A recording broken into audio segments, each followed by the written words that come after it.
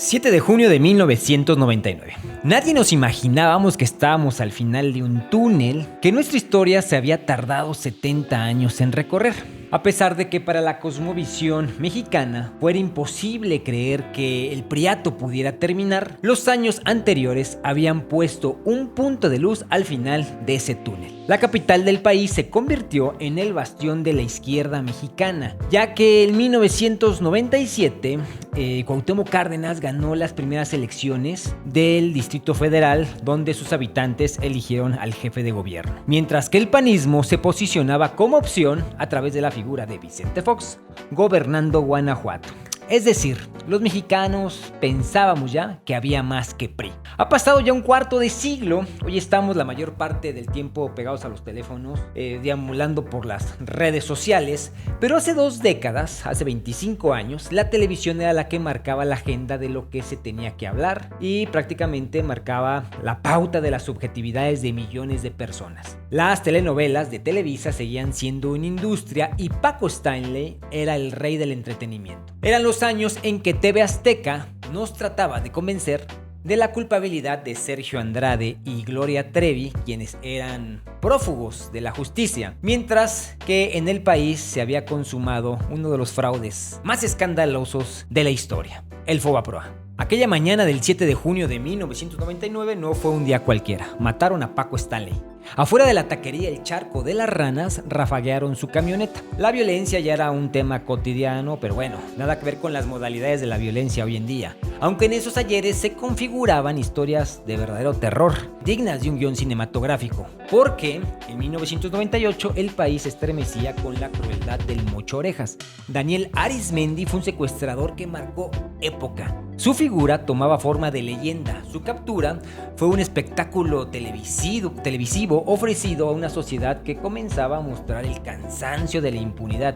Y miren que estamos hablando de hace 25 años.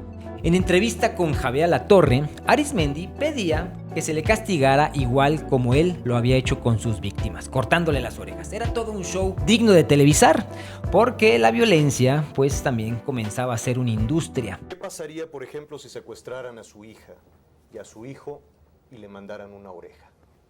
Pues me sentiría muy mal. Pero si tuviera yo el dinero lo daría. Lo que me estaban pidiendo lo daría. Hiciera una negociación. ¿Y qué castigo pediría para quien mutile a su familia?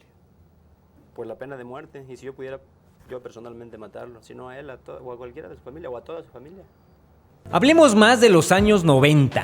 La televisión mexicana se democratizaba, así entre comillas, la venta de Imevisión a Ricardo Salinas Pliego a principios de esa década, por ahí de 1993. Generó competencia a la Televisa de Emilio Azcárraga Milmo, más no generó una mejora en los contenidos. ¿Qué veíamos los mexicanos? Pues telenovelas, fútbol, noticias, programas huecos con guapas modelos y carismáticos conductores. Así pues, en ese ambiente de transformación, TV Azteca le daba sustos a Televisa en el tema del rating. Y Televisa también daba sus patadas. Pati Chapoy, creada en Televisa, saltó a TV Azteca y con Juan José Origel, Pedro Sola y Marta Figueroa fueron un fenómeno en el rating con su programa Ventaneando, un programa de chismes del espectáculo.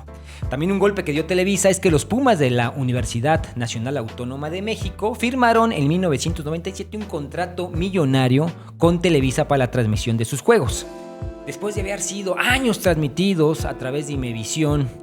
Y bueno, y posteriormente, en el año de 1998, Paco Stanley, también baluarte de Televisa, se llevó a todo su equipo y su gallinazo por algunos millones a la televisora de la Justo. Había literalmente una guerra entre las televisoras para vendernos las mismas porquerías de siempre. Pero bueno, ¿qué pasaba en el país? El PRI sentía pasos en la azotea y anunció su transformación como el nuevo PRI.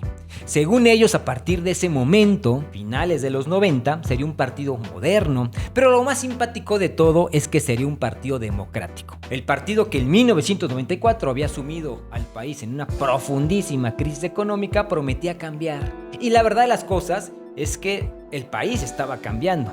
El PRI abrió la elección de su candidato a la presidencia de la República para el año que competiría en el año 2000. A toda la sociedad, todos podíamos elegirlo. Eso lo demostramos.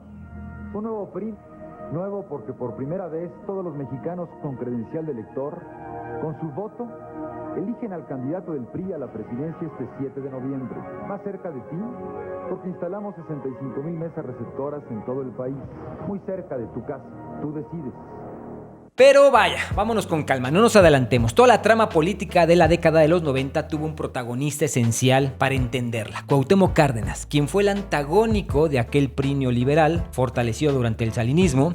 Sí, Cárdenas se formó en el PRI, pero a mediados de los 80 empujó por una democratización real del partido que no logró, lo que le hizo formar un frente democrático para aspirar por primera vez a la presidencia de la República. Ya sabemos la historia del fraude del 88.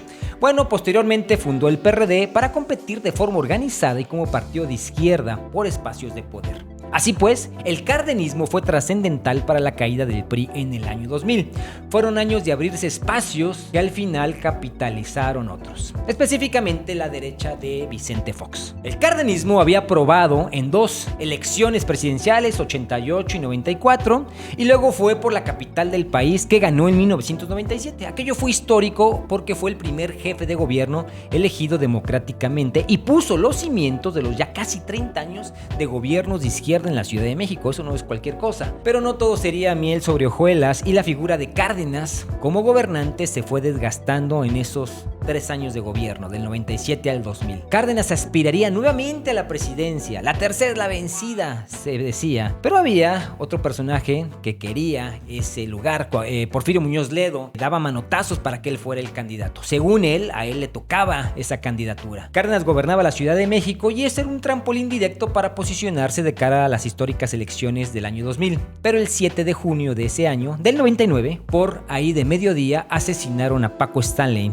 y con ello se vino un linchamiento mediático contra Cárdenas, cosa que mermó sus aspiraciones presidenciales. Paco Stanley fue un personaje interesante, marcó la pauta del rating de los años 90 con sus programas de entretenimiento. La fórmula de su éxito era tener 1 o 2 patiños, inventar bailes chistosos que después se popularizaban en las fiestas, llamadas del público que leía al aire, invitados que igualmente ridiculizaba, guapas edecanes, concursos. Además gozaba del don de la oratoria, declamaba, vendía discos de donde leía poemas. Era un tipo simpático, muy cínico, que al final de sus programas terminaba diciendo alguna reflexión motivacional. Y eso vendía bastante. Así que en la guerra de las televisoras, TV Azteca le puso unos millones sobre la mesa y Stanley firmó para dejar a su querida Televisa. Aquella mañana del 7 de junio de hace 25 años, Paco Stanley llevó a cabo su programa una tras otra y terminando se fue a desayunar con su equipo al Charco de las Ranas. Y al salir de ahí lo acribillaron. La transmisión de Televisa y de TV Azteca se interrumpió para dar la cobertura en vivo en el lugar de los hechos. Corrían miles de versiones, se hizo toda una telenovela del caso y uno de los sospechosos era Mario Besares, su más leal patiño. En el momento del crimen, Mario estaba en el baño e hizo pensar a la Procuraduría que era sospechoso. Meses después lo detuvieron y en la cárcel dijo que escribiría un libro y que le pediría a Carlos Monsiváis que escribiera el prólogo. Cosa que Carlos Monsiváis, a su estilo sarcástico, bueno, con todo respeto, soltó una carcajada. Tanto Televisa como Azteca dieron amplia cobertura al caso en un momento en que políticamente se cocinaba el año 2000. El crimen de Paco Stanley fue artillería para mermar las preferencias electorales de la izquierda. En todas sus editoriales hacían entender que la culpa había sido de Cárdenas por su negligencia en atender la violencia en la capital del país. Hoy le tocó a Paco. Mañana le puede tocar a usted, o a mí, o a cualquiera. La impunidad nos aplasta. ¿Y dónde está la autoridad? Pregunto yo, preguntamos todos, ¿dónde está la autoridad? La responsabilidad es de Cuauhtémoc Cárdenas, el jefe del gobierno. Un señor que nos prometió y hoy lo único que le he visto hacer es formarse en otras filas de otro partido buscando ahora la grande. Usted disculpe, soy un mexicano harto de lo que estoy viviendo. Javier, muy buenas tardes, yo me despido del público y verdaderamente y de corazón, ¿sabe qué? ¡No se deje! ¡Vale mismo! Se politizó mucho el caso, dando una cobertura exagerada. Fue la mejor forma que encontraron para desprestigiar el proyecto que tenía el control del corazón político del país, el Distrito Federal, hoy Ciudad de México. Peor aún para el gobierno es que la Procuraduría de Justicia del DF tuvo un patético papel. Sus hipótesis eran poco creíbles y rayaban en lo ridículo. enredos e incongruencias fueron el sello de la investigación, lo que abonó a que todas las opiniones fueran en contra de la izquierda, que a su vez esas opiniones se sumaban al panismo. Y así, en el año 2000 la izquierda tuvo un tercer lugar, el PRI perdió la presidencia y la derecha de Vicente Fox ganó ese importante espacio de poder. Cárdenas llegó a esa tercera candidatura presidencial con mucho desgaste político. La figura carismática de Vicente Fox y la decadencia del priismo, que había gobernado 70 años este país, y muchos factores se conjugaron para la llegada al poder de la derecha. Mientras en la capital del país, con pocos puntos de ventaja, penitas, la izquierda logró mantenerse en la figura de López Obrador, que recibió el poder de la ciudad y con ello fue construyendo un liderazgo único que 18 años después, con subidas y bajadas, pudo hacerse de la presidencia de la República. Esa es la historia contemporánea en este incidente de Paco Stanley, el día que se llevó a la izquierda entre las patas.